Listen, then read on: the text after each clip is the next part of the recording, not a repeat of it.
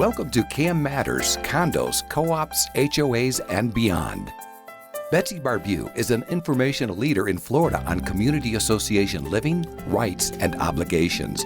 She is an expert on the rights and obligations of owners as well as the association. If you live or are planning to live in the state of Florida, there's a good chance you'll be part of a community association. And by the end of this show, you'll know a little bit more about community associations and why they matter. Welcome to the May 2026 edition of CAM Matters. I'm your host, Suzanne Lynn, with Betsy Barbieux. Betsy, the star of the show. And boy, I am excited about today's topic. Oh, these things you love. You love this kind of stuff. It is, and it's so important. I know that we have to have those hard skills of knowing, how to do the actual skills and technical things. But I just think EQ, which is what we're going to talk about today, maybe even a degree more important. But let you jump in with the topic for today. EQ, emotional intelligence, is considered a soft skill. Okay. And in years past, businesses did not like having that kind of training. They wanted technical skills. Mm-hmm. But I tell you what, I think, especially with the younger generations, I think that this is going to be much more important. Kids, younger generations, coming to work with technical skills, but they don't know how to get along with people. Mm-hmm. And they don't understand how important their affect and their reactions are to the group. They don't understand. I want to talk about 4 things. I'm going to read my notes here. Self-awareness, self-management, social awareness, and relationship management. And those together kind of build character in you, and they also then build competence. That's exactly where I was starting. Let's start at that 40,000 foot view of the fact is, with AI, I hate to say that, but with technology, those hard skills, is that what you call them? Being able to, to write and computer things and everything. Yeah. That's getting more and more easy to trade off, hand off. Mm-hmm. But the ability to have emotional intelligence is something that a computer can never do for us. Right. I don't ever see the day. And it's so incredibly important, not just at work, but man, when we start to apply that emotional intelligence at home and that self-awareness, it changes relationships. It really does. One of the things about EQ is, in my opinion, and I'm not a psychologist, psychiatrist, doctor, clinical psychologist. I'm nothing, but I am. But the thing about EQ is it's uniquely human, Mm-hmm. not animal. Animals can think, feel, and decide, but they can't think about what they're thinking. They're not reasoning. Yeah. They can't think about what they're feeling. Right. They don't have the ability to analyze. So in that sense, they're not self-aware. All they know is somebody opened the refrigerator door. Yeah. I'm hungry. Refrigerator, I'm hungry. Right. What's it take to get what I need? Even though they just had a big bowl of food. Right. And we're supposed to be stand there levels above that. We stand there and go, I shouldn't be hungry because I just ate. Right. But an animal can't do that. So the ability to think about what you're thinking, to think about what you're feeling, is uniquely human, not animal. And I have met people who say, well, I don't ever think about any of those things. I don't think. I said, no, you have self-talk all day long. You're talking to yourself all day long. No, I'm not. Yes, you are. You making decisions and all day long, but they are not aware that they're thinking silently all day long. You do. That it just is. It's the same kind of thing that happens to you when you hear a song and then you sing it in your head the rest of the day. Yeah. It's like, Are you aware that you're singing the last song that you just heard on the radio? Right. So Absolutely. being aware that I'm feeling anxious or I'm feeling angry or I'm feeling happy. Some people will say, well, I don't have any feelings. Yes, you do. Mm-hmm. You have just buried them somewhere, or you have not taught yourself how to think about what you're feeling or think about what you're thinking. Wow. Well, this seems like a great vehicle to move right into self-awareness. Right. And Let's talk about that. that is the self-awareness, is being able to think about what you're thinking, think about what you're feeling. Uh-huh. And that can happen. Just take, for instance, a board meeting. I just had a really rough board meeting this morning. And I probably could have practiced more self-management. But, you're sitting in a board meeting, you're thinking, I believe that I feel like I'm being attacked. I feel like I am being Wow. disparaged in a sense. And so once you can identify that you're feeling like that, then the next one would be the self-management. That says, I'm not going to bite back. Okay. This is how I'm feeling now. How am I going to respond? Basically, self-management. So once you identify how you're feeling or what you're thinking, and I'm, and you're thinking things like, go away. Right. Or I just want to get up and leave. Where did this come from? Yeah. Or, what on earth is going on here? I am blindsided. Honestly, I kind of thought self-awareness was going to be the most difficult one, but self-management, from what you're saying, the self-awareness is internal. The management is, what comes out of my mouth and how do I react? Be what's coming out, or that's the tricky one. Yeah. So the self-management then is, if someone's being nasty to you, which happens in community management often, being nasty back is probably not the proper response. Mm-hmm. Probably no response in most cases, because all it's going to do is escalate. If you keep matching emotion with emotion. The thing about emotions and logic, and it's funny because behind me I've got 2 sock puppets sitting on the shelf back there. 2 sock puppets. One is what you know to be, what you know to be true, and then one is what you feel. And they argue with each other all the time. Yes, they do. And I know that they are not attacking me personally. It feels like it. I know that there is a mental, what am I going to say? There's a like underdevelopment or something, deficiency there based on past behavior of this person. I know that they're not 100% well. Right. So over here, but this doesn't feel good. Right. Betsy, what I'm hearing is the connection between our head and our heart. That's a big space. It is. Yeah. And when another person that might be in front of you is confronting you and they're emotional, which happens in community associations a lot because people are emotional about their yard, their pets, or their money. And so they are emotional. And emotion that they're throwing at you, if you are trying to respond in logic, this is the rules, these are this is what's in the declaration, and you're responding in logic, and they keep not hearing you, but you keep saying the same thing. It's like oil and water. They don't mix. Yeah. And if you keep trying to explain to them why your logic is logic and why it's correct and why they have to accept what they're just going to get madder, aren't they? They will get madder. Yeah. You know what eventually happens? You get mad.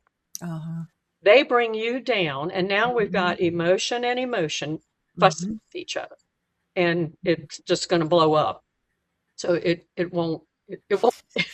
Betsy, I had a situation like this recently, and I'm so glad that we're talking about this because there was one thing that happened that drew us together and it connected the heart and the head was we said, let's start backwards. Let's start at the end. Are we trying to get to the same goal? Right. Because it was the journey getting to the goal that had us all befuddled. Yeah.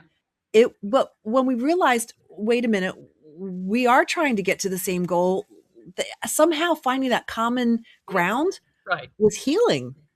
And that goes into part of, actually, that jumps to number 4 here, the relationship management. Okay. But the first 2 parts of EQ could be seen as self-awareness, which is uniquely human. You do have the ability to think about what you're thinking and think about what you're feeling. But then that self-management piece is then what comes out of your mouth. How are you going to adjust to the uncomfortable situation that might be going on? And then to make sure that you don't escalate the situation and make it worse by matching emotion with emotion. Yeah. And one of the interesting things, there's a quote here. This is actually from an article that I wrote that will be in the Journal magazine. It's a very good article. In a month or 2. And one of the things was your technical knowledge of the law or a contract is completely useless if you lose emotional control during a conflict. Wow. And I thought, wow, yeah. That is powerful. That is so powerful. It's so true. We need to take a break, but I feel like we could keep going on these 2 because I haven't mastered them. Well, but we need to move on, because if we're waiting till I master 1 and 2, self-awareness and self-management, it's going to be a long show. So let's take a quick break. We'll be right back. Are you ready for a new career? Do you have skills or interest in management, real estate, construction, maintenance, accounting, strategic planning, project management, budgets, human resource management, lawn and landscaping, pool services, or any other expertise needed to operate a community association? If you do, community association management could be for you. For more information, feel free to email Betsy at betsy@floridacamschools.com or visit the Florida Cam Schools website at www.floridacamschools.com. Florida Community Association Management continues to grow. Career opportunities abound. Welcome back to CAM Matters. It's May 2026 edition, and we're talking about EQ, emotional intelligence. Betsy, you went through 1 and 2, which was self-awareness, self-management, and now we're moving into social awareness. Okay, let's talk about that. Tell me what that is first. It is being able to recognize the temperature in the room. Recognize how you are affecting the temperature in the room, understanding the effect that you have on other people or a group of people. It's very interesting that some people don't realize that they have taken over the whole conversation. And other people don't realize that you're sitting there going, like, I've got someplace to be, and they're like, clueless, clueless. That they are interrupting you or keeping you from doing something. The social awareness is being able to understand the effect you have on other people. Sometimes the way you walk into a room has an effect on the room. The way you sit. Some people frown when they think.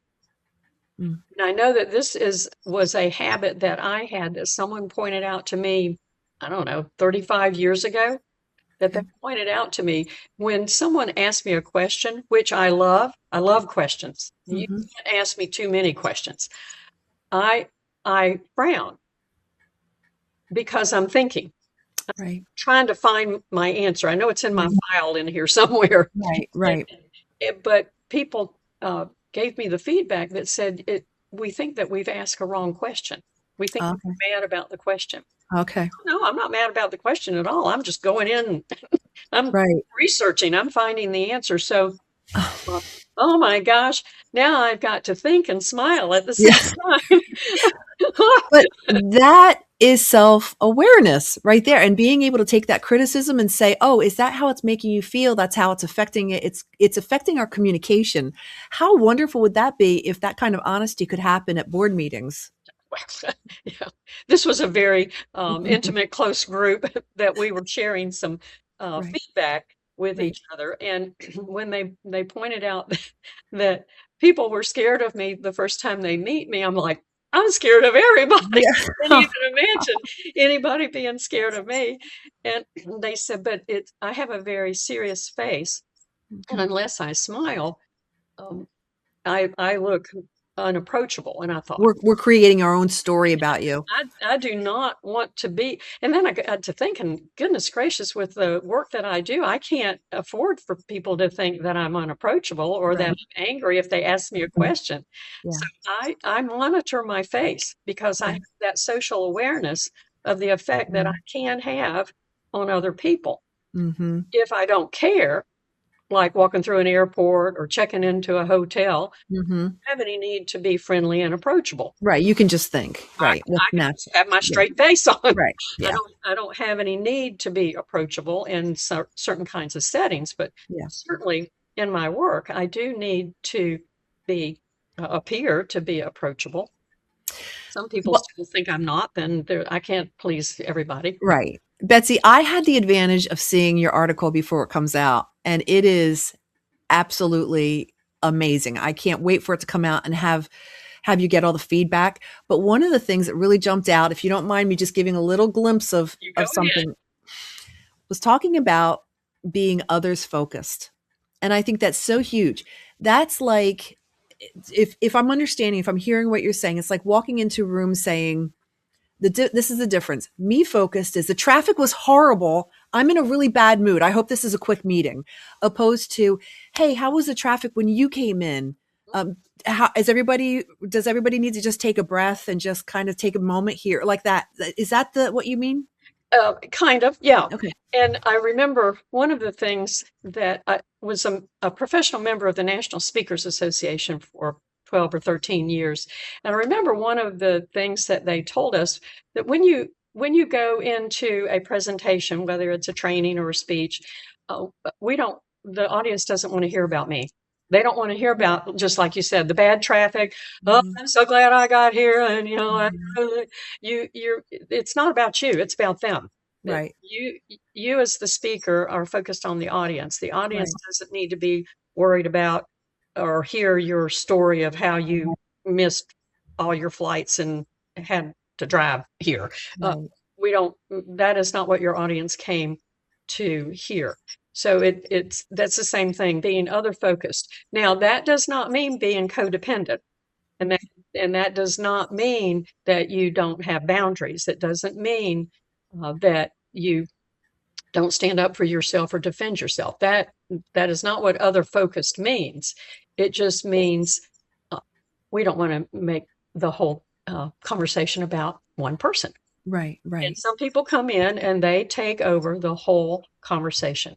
Yeah. And they don't ask you, was at a conference last week, and one of the table mates there, all she did was talk about herself the whole Mm. time, and pitched her services to the three others of us that were at the table, and never asked us what we did Wow. or anything about where did we work, what did we do, because we all came from different industries. Mhm. And I'm thinking, she doesn't know a thing about us. And she's telling us why we need her, Yeah. why we Interesting. need her services, but she doesn't even have a clue what we do Wow. or anything like that. And I'm Take thinking, some time to listen. And people want to see themselves in your story. yeah, it's Yeah. like, I don't know. She was not impressive to me. So Betsy, what's to the fourth topic for EQ? the fourth point is relationship management. Okay. And it pretty much exactly what I just said. It's the ability to listen. The ability to listen to the other person without jumping in, trying to interrupt them and make the story about yourself. Mhm. One of the what would I call it? Activities that I have participated in before is to let, pair up with other people, another person, and get that person to talk for 1 minute about themselves, like where they came from, where they were born, where they went to school, something like that. And then the listener is to be listening to what they said and finding another question to ask them about what they just said. And then finding another question to ask them about what they just said. And then finding another question to ask them about what they just said. And see how long you can keep them talking without you interrupting, other than to ask another question. And that is fascinating. I remember I tried that on a lady once. We had lunch together, and so I tried it. I didn't know her real well, so I was asking her, about herself, and then I would ask another question based on what she said, keeping along with her story. Another question, and pretty soon lunch was over, and it was funny because I didn't say anything. The whole lunch. All I did was ask questions to see if I could keep her talking. And later, a mutual friend said, "Oh, I don't remember her name. So and so enjoyed her lunch so much with you. You helped her so much." Wow. I'm like, Wow. you didn't say a All I word. did was ask questions. All I Betsy, did was ask questions. you hit on something so vitally important. And being in radio, sometimes when we're on the air or we're interviewing someone, the other person that you're on with just has an agenda. They're not even listening to you're talking about the weather, and all of a sudden they're talking about blueberry pie. Like, you didn't hear a thing I said, did you? Because you're already 3 steps ahead. You've already got it planned instead of listening. It's a dance, bobbing and weaving. Yeah. I've noticed that sometimes on the news when somebody, like a politician's being interviewed, the host will ask a question, and the answer isn't anywhere near what the question was. Right. They had an agenda. They of had what an they were agenda. going to say. Yeah. And that is not relationship management. So I'm not sure that that's what you're trying to do in a television interview anyway. Yeah. But the relationship management, if you want your kids to listen to you, you have to listen to them first. Mm. And the older they get, as far as going from children to teenagers, the older they get, the more we tell. We tell them. We don't listen. We don't hear their thoughts, words, actions, attitudes, or motives, which I call TWAMs: thoughts, words, actions, attitudes, and motives. We don't listen for those. We just tell them what they can and can't do. And eventually they don't listen to us because we're not listening to them. Right. Wow. I was able to keep my son, probably about 8th grade, I was able to keep him talking to me by just asking, leading another question, just asking another question. Yeah. So what I wrote in the article were the 4 character qualities of EQ, emotional intelligence, is the being self-aware.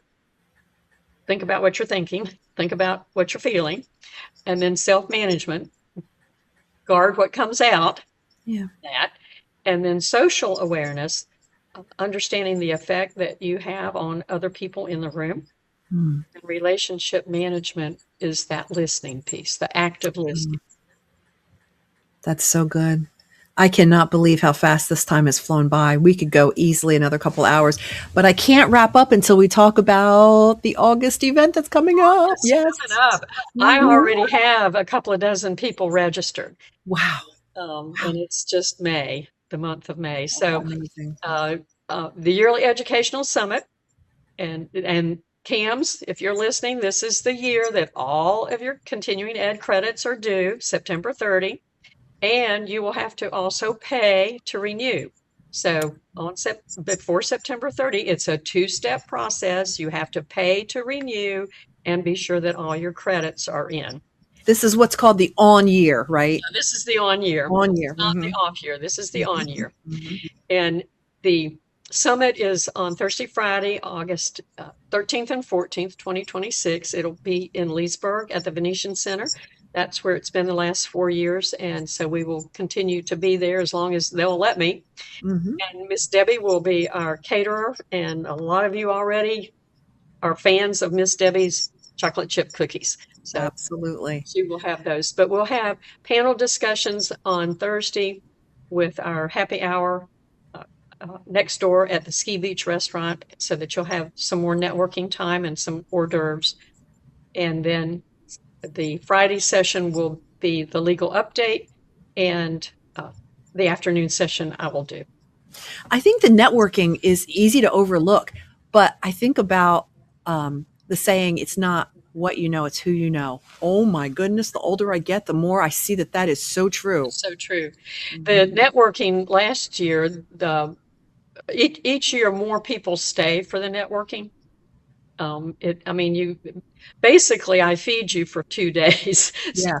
your tuition pays for 2 breakfasts and 2 lunches, and Yeah. the networking, we have heavy hors d'oeuvres, and you get a drink ticket for whatever you want to drink. But the extended time to talk is invaluable, and we have people who will bring their spouses or friends for the weekend, and they can come to the happy hour. That's fine. Nobody's excluded from happy hour, Nice. the social hour. So if they want to come join us, if you've got a spouse or partner that you want to bring with you, but a lot of people come and stay in Mount Dora, and while the manager is in class, the other person is visiting around Mount Dora and shopping, and they come. Lots of good shopping to do. They Good come and coffee, join us for a happy hour. Yeah. So it is very casual, very laid back. We have a flamingo theme again this year. Okay. So wear your find a flamingo T-shirt or shorts. Mm-hmm. Had somebody bring me. I wish I put it on my desk here. Somebody brought me a flamingo yesterday. It's a little knitted. Oh, nice. Crocheted or Nice. crocheted. Yeah. And she said, pull his tail. You pull the tail, and out comes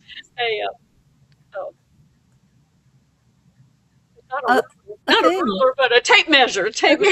Out comes a tape measure. That's out so of his funny. bottom. So it's practical too. It's cute and practical. So Nice. wear your flamingo T-shirt. You can wear shorts and flip-flops. Just remember the room does get cold, but the view is beautiful, and that the managers will be from all over the state. I expect from up in the Panhandle and in the Keys, from the Keys. Wonderful. They'll be here. And I have great sponsors that I'll introduce to you at the next show. It's a big event. All right, Betsy, thank you so much for joining us. If you get a chance, if you're watching this, would you just give it a rating? Would you reach out, let Betsy know how much you appreciate these? And probably most important is, would you share it with somebody? Let them know that this exists on YouTube and different podcast platforms. So we will join you for June 2026. Have a great rest of May. And thank you, Betsy.